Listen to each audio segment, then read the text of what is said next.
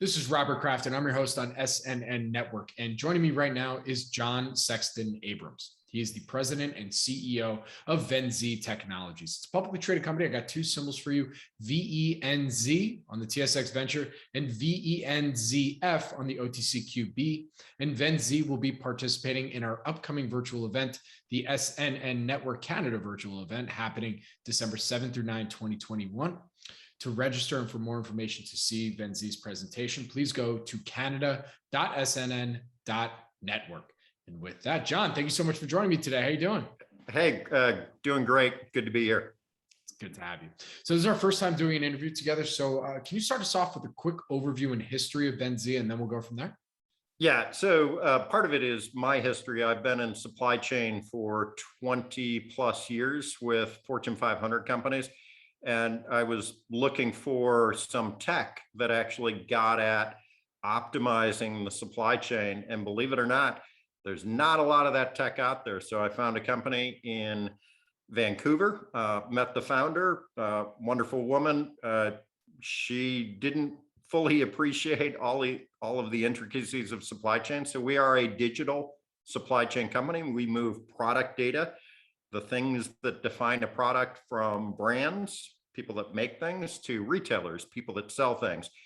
Believe it or not, that is today largely a manual, physical, labor-intensive operations, and we're AI, the antidote for all of that inefficiency.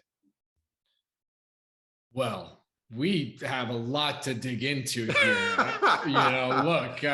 Saying a supply chain tech company, I mean, could there be two bigger buzzwords in the out there right now? I mean, from the 60 Minutes recent episode, looking at the ports and everything we got going on there, to just in general, everybody experiencing issues. So let's hit on that first, and then we'll get into what makes VenZ unique and different. So tell us a little bit about, what maybe this experience has been like running a supply chain tech company in the middle of probably the biggest supply chain crisis we've ever experienced. Yeah, it's I'll tell you, things have changed at VenZ. In fact, I took over VenZ in 2019, and when I met my first group of investors, I would say supply chain, and they would say, spell that for me.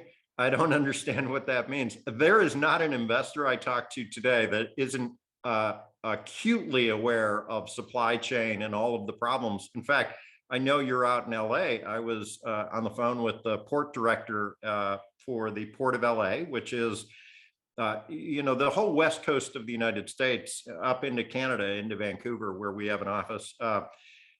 Port traffic inbound from Asia, that's where it all lands. A lot of the companies I worked for in the past, we had manufacturing or cross-docking in Singapore, manufacturing in Asia, what have you. All of that stuff comes in to North America through Port of LA and a few other big ports along the West Coast.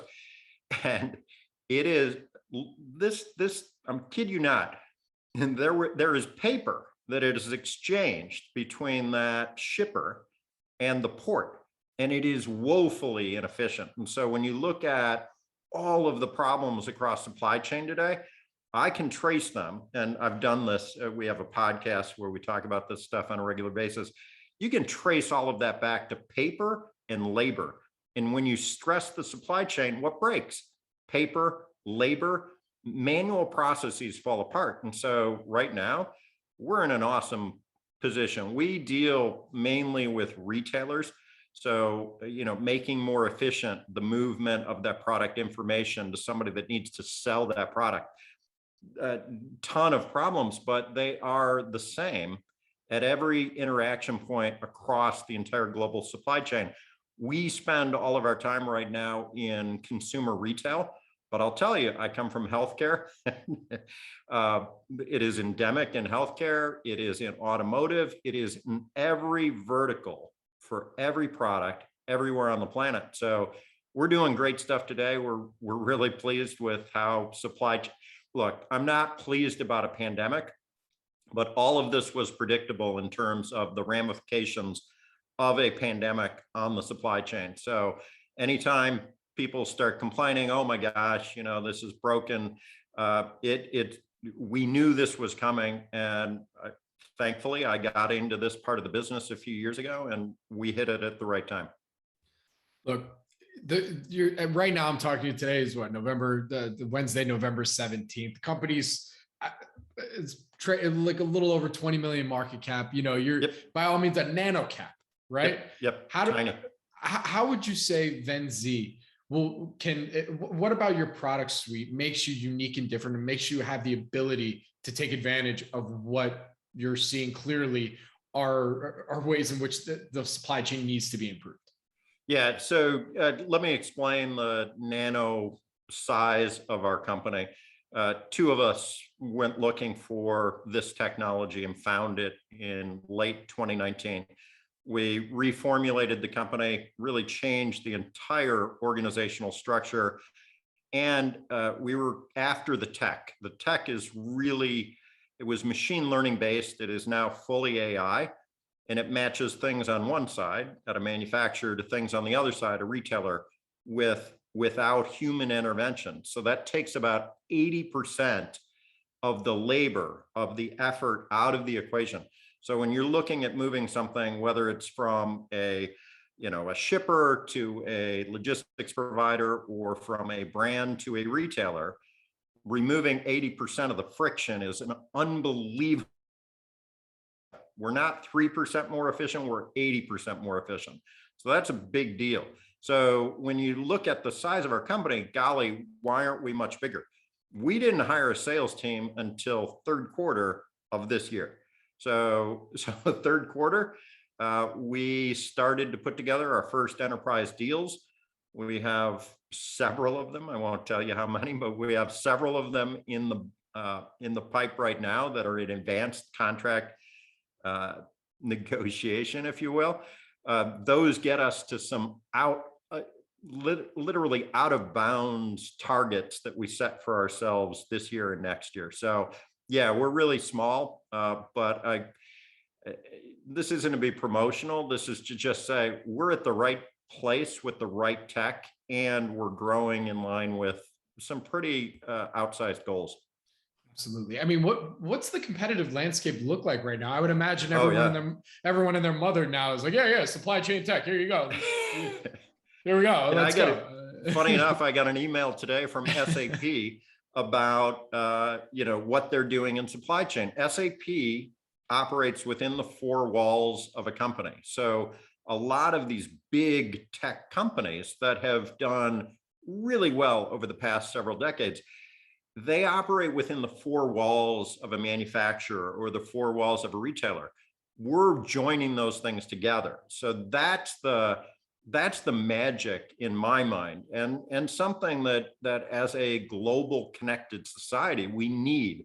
Companies need to connect digitally from this point to this other point, and we do that. We are that Rosetta Stone, if you will, powered by AI, which you couldn't have done it 20 years ago. You could not have built an AI company because you just didn't have the compute capabilities to do what we're doing today. So we're at the right time. The pandemic stressed the supply chain, so now it is obvious that this need exists. So a lot of things couldn't have happened decades ago that you can now do. We're all cloud-based because it's easy to write code and put it in a common place in the cloud. It's pretty easy, although the personnel are really expensive, but it's pretty easy to build AI code. So a lot of these things that we're doing couldn't have been done a few decades ago. So we're at the right place at the right time, and headed the right way. Very good. And John, you alluded to this a little bit earlier, but what's your background prior to finding this technology and building this company out in 2019?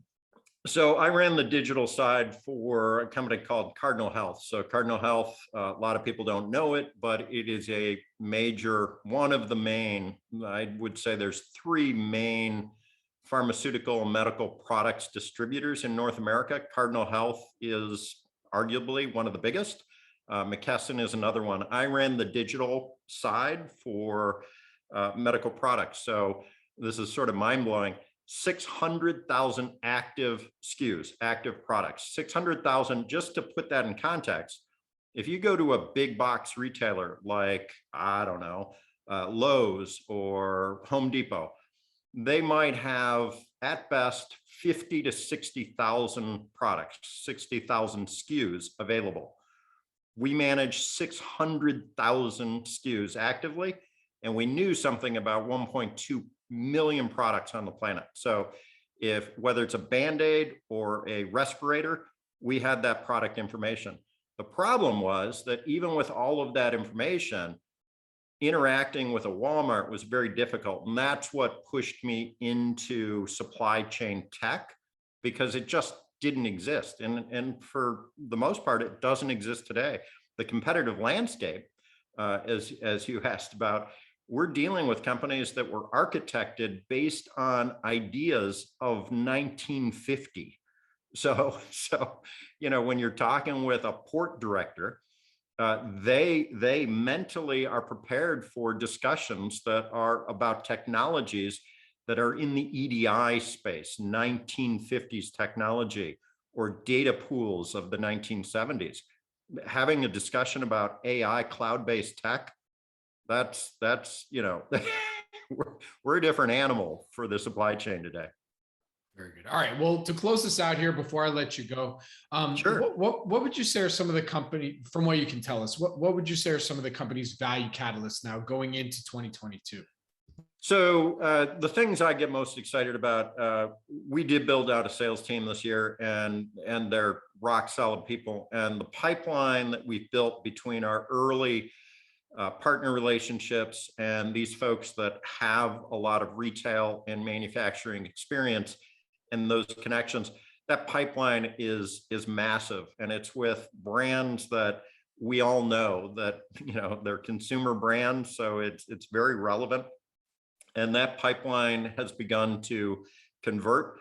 And so catalyst for growth for us really isn't doing something unique or different. We don't have to do something unique or different with our platform tech. So all of the things that are in place, whether on the sales and pipeline side or on the platform side, those are all coming together at the right time. So my excitement, the catalyst for growth next year is just converting that pipeline. And we have the team to do it, and we have the skills to get it done.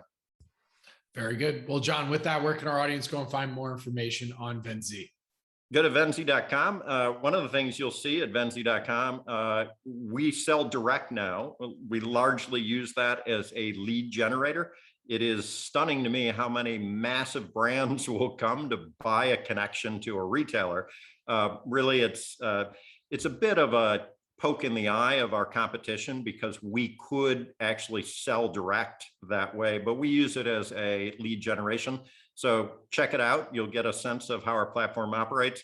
As well, all of our investor materials are there, and it's a fairly elaborate site. So check that out, Venzee.com. Very good. And that's VENZEE.com. John, thank you so much for joining me today. I really do appreciate it. Good luck. Stay safe. And I look forward to our next update. Excellent. Thanks. Thank you.